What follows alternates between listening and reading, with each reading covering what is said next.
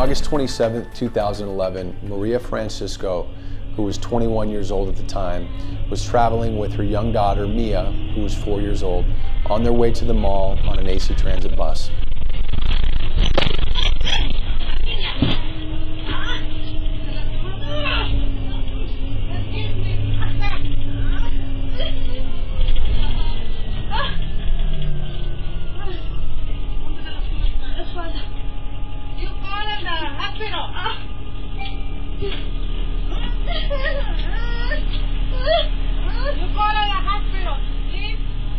As they crossed over this giant speed hump, going twice the speed limit, Maria was catapulted up 2 feet in the air, and she came down right as the suspension was coming up, and it smashed her tailbone, causing an explosive burst fracture to her lumbar spine.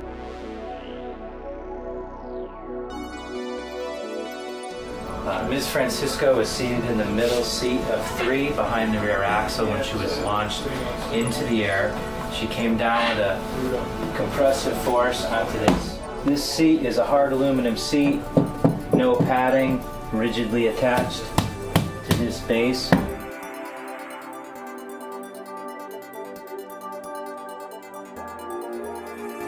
The amount of force that it takes to do that kind of an injury is equal to 1,000 pounds of force. That's the same as taking a sledgehammer to someone's spine. Maria went into spinal shock. She was temporarily paralyzed below the waist, and she called out for help. Ain't nothing happened to her.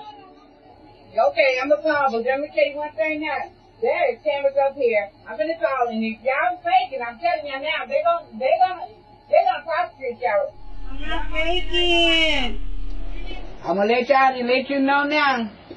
They're gonna make you pay for the ambulance and make you if they found out that she's not for real hurt, they're gonna make you pay for their loss too. Everything. But they're gonna pull these cameras. And if you think I'm lying, those are cameras right there. Every last one of these are cameras. You can look in here and you can see them. Not only was she in severe pain, but she was scared to death. And I cannot believe that the AC Transit administration and management allows their employees to act in such a manner. Move your legs for you, okay? There you go. There we go. Now I'm going to kind of pull you towards me, okay? It's probably going to hurt a little bit. Ready? 1, 2, okay. There you go, okay? That's it, okay?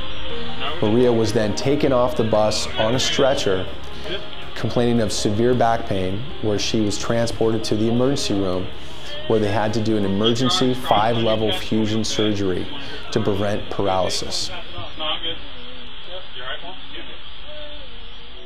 As a result of this severe injury, Maria had 3 very serious back surgeries. Even after Maria has had 3 spinal surgeries, her back is still broken. She has what's called a non-union in her spine. This non-union creates a very serious risk for paralysis. A jury verdict was rendered in this case, exonerating Maria and awarding her monetary damages for future medical expenses. Each one of you comes from this community, and this community is trying the case because the AC Transit is in this county, and the AC Transit should be tried by the members of this county. And you're the conscience of this community, and you decide what is fair and just, and you enforce the rules.